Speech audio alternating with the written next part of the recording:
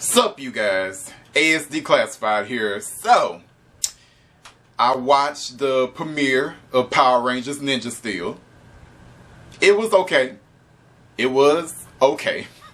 I already said this on Twitter, you know, that's the nicest thing I can say about this premiere. It was okay.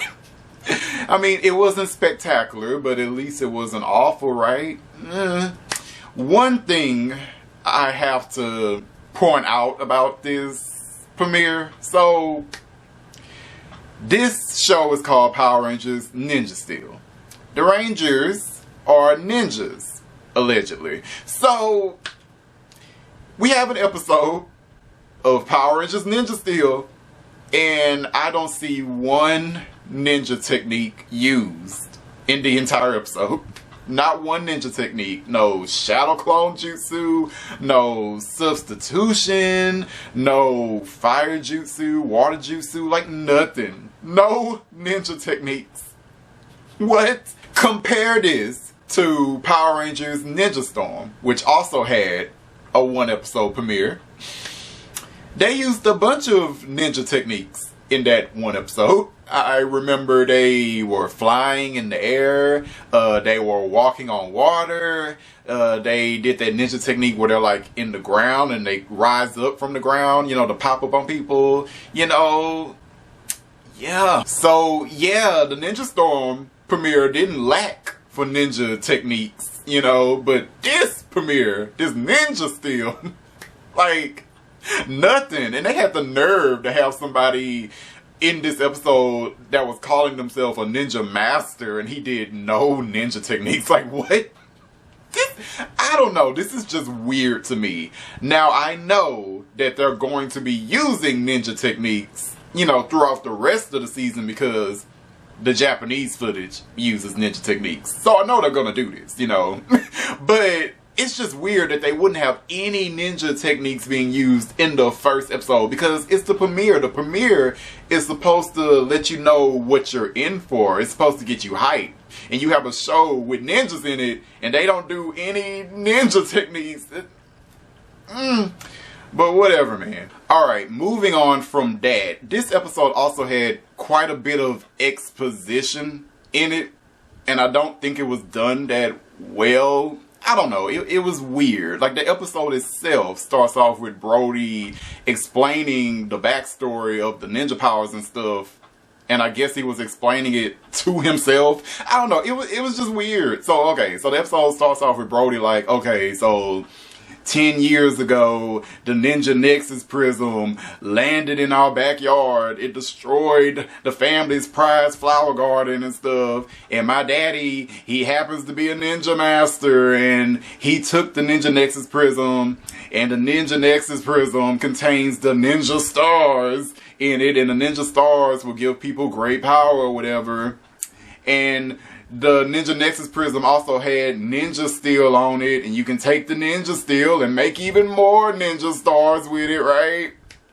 And then one day, evil aliens showed up, and they fought my daddy, and they may have killed him, and then the aliens took the Ninja Nexus Prism, and then they kidnapped me, and I've been a prisoner on that spaceship for 10 years, and my brother, he ran away with the Ninja Steel.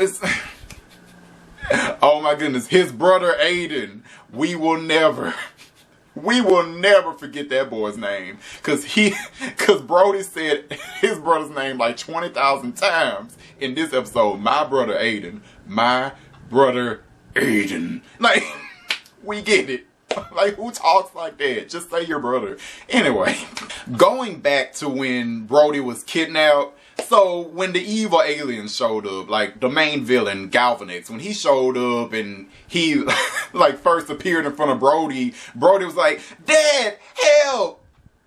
And his father heard Brody call for him. And when he heard his son call for him, he immediately took like the Ninja Steel and gave it to his other son, Aiden, and was having this full-blown conversation with Aiden like, okay, Aiden, you need to take the Ninja Steel, you need to go away, you need to use like your ninja powers to like be stealthy and whatever. You know, he was having this whole conversation while there was an evil alien about to like, I don't know, murder his other son. It's like, really? Do you have time for this?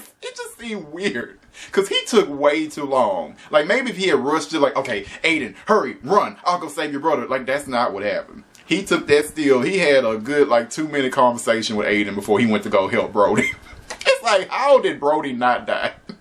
That was weird. Also, when the Ninja Master Daddy gave the ninja steel to Aiden, I expected Aiden to use some ninja techniques there. Like, as soon as the dad said, I need you to be, like, stealthy and swift like a ninja or something, like, I expected Aiden to, like, use, like, a ninja technique to, like, disappear at that point. Like, I thought he was gonna do, like, that puff of smoke stuff, you know, but he didn't do anything.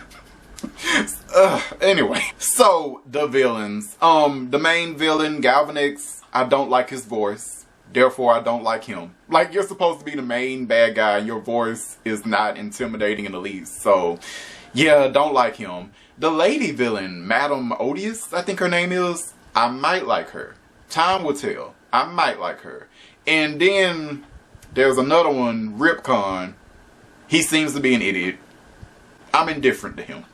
So, yeah, let me get on to what I did like about this premiere. So, I do like the fact that they're doing this, like, alien reality TV show thing, like the Galaxy Warriors. So, our main villain, he runs this reality TV show where he has different aliens and monsters come together and they fight each other on TV, and the victor will win the ultimate power, you know, and potentially get a ninja star or whatever. I like the concept. I do. I like that. And I liked how the alien spaceship looked in the episode. I like seeing the monsters fight each other and stuff. Like, that was cool. And I like the host of the show. Like, that was good as well. I think the host is like one of the villains from Tokuja, just made uglier. I think. I'm not too certain. But yeah, I like that part. I also liked seeing the other Rangers who aren't Brody. You know? Sorry, Brody. I don't mind Brody, but I really like the other Rangers. Like Sarah and Preston, they kind of stole the show in this premiere. You know?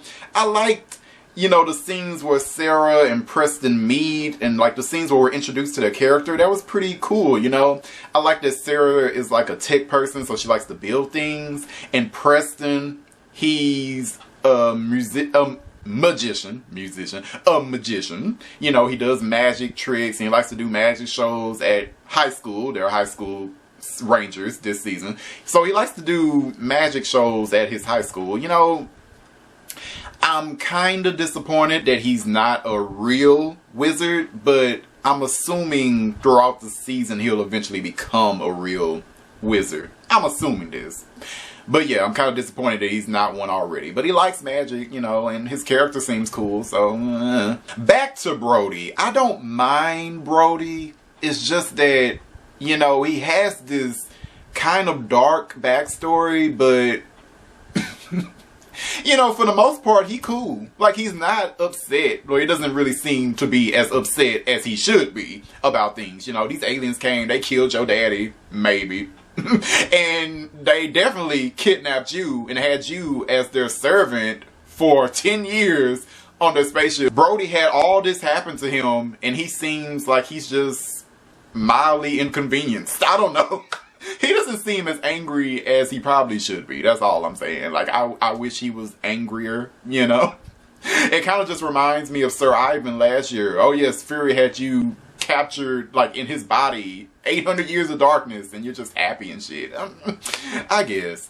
You know, like I said, I don't mind Brody. I just wish he was angrier at his situation. So in this episode, Brody eventually gets his freedom. He escapes from the spaceship, you know, and goes back to Earth. You know, he escapes from the spaceship, and he also takes the Ninja Nexus prism with him. And he also takes his little robot assistant with him. I don't know where he got his robot assistant, but he has it. What's it called? Redbot. So he's with Redbot, and he also took a friend of his with him too, but he kind of lost his friend after they escaped. So yeah, Brody, Redbot, you know, he lands on Earth with the Ninja Nexus prism. One of the aliens goes after him to retrieve the power, you know. Sarah and Preston run into Brody just by, you know, coincidence or whatever. And yeah, Brody and the other two, they pull out 3 ninja power stars from the Ninja Nexus prism. And they become Power Rangers, and they kill the evil alien guy, and yeah. And then the Ninja Nexus Prism decides to fly off on its own. Yeah, and that's pretty much how the episode ended. The thing I disliked the most about this episode is that once again, no Earthling seems to know what a Power Ranger is. Oh my goodness. It's like we have now had two alien invasions on this planet. 2 of them. And these alien invasions were stopped by the Power Rangers. But yet no Earthling knows what a Power Ranger is. Are you kidding me? Like Brody's over here talking about the ninja stars, like they can turn you into some ninja superhero. I think they called it a Power Ranger. You should know. You should know. Like 10 years ago when Brody's daddy was fighting against the villains, the Ninja Nexus turned his daddy briefly into a Power Ranger. As soon as that happened, Brody should have been like, Dad, you look like a Power Ranger. You should know what a Power Ranger is. I'm so sick of this. I'm so sick of this. Especially when next year is supposed to be the anniversary season and nobody knows what a Power Ranger is. Whatever. Aside from that, this episode was okay. That is all I can give it. It's okay. It has, what, 41 episodes to improve? So, yeah. If you're watching this video, what did you think about the premiere of Power Rangers Ninja Steel? Did you like it? Did you hate it? Did you think it was meh? Let me know in a comment if you would be so kind. Alright, later guys. I'm out there.